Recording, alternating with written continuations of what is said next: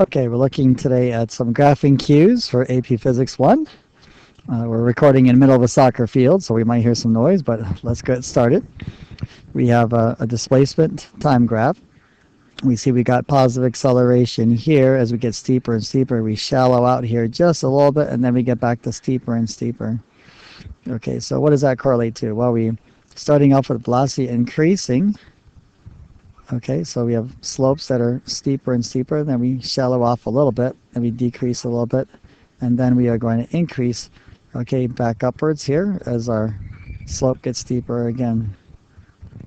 So again, we're thinking in terms of slopes to go from displacement time to velocity time.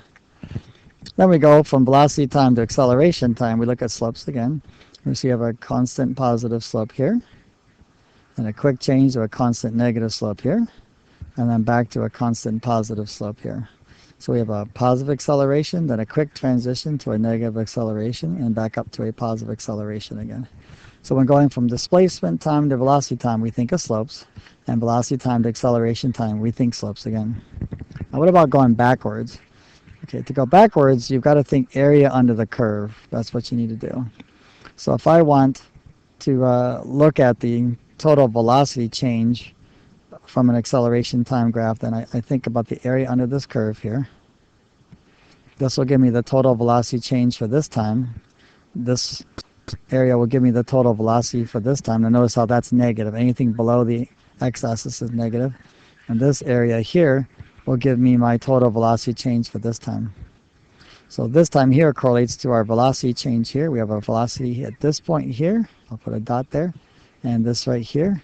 The total velocity change there is going to be equal to the area of this curve. The total velocity change from here to this point is going to equal the area under this curve. And the total area under this curve equals the total velocity change from this time to this time. So again, notice how this is negative. It's lowering velocity here. Okay, now what about our total displacement? Well, we can break this up in a couple intervals here. I would make this maybe a triangle here.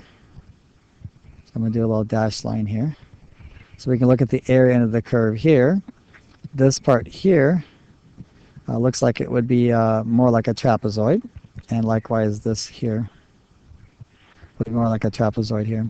So this area here, I'll call this area A, is responsible for this increase in displacement here. Okay, this area B here is responsible for this part.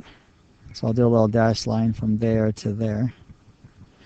And then this last area here is our increase in displacement from here to the end. So to go backwards, we think in terms of area. This area plus this area plus this area is the total change in displacement for the entire time interval that exists. So that's how we deal with going backwards. Now there are other kinds of graphs that we can actually look at. What about a force time graph? Well, this will give us impulse. And I know I mentioned this in other videos here. So if I take the total area under this curve here, okay, that's going to be equal to force times time. Now after I take that area, I can set that equal to mass times velocity 2 minus velocity 1. Okay, so I get this whole area under the curve. That's our force times time. And we can figure out the change in velocity maybe of an object. Or we can, divide, okay, by the time to find the total force that's involved. Either way, however you want to do it. Okay, so in other words, impulse divided by time also equals force. So I write impulse I divided by time is also equal to force. And that, of course, would be like a force average.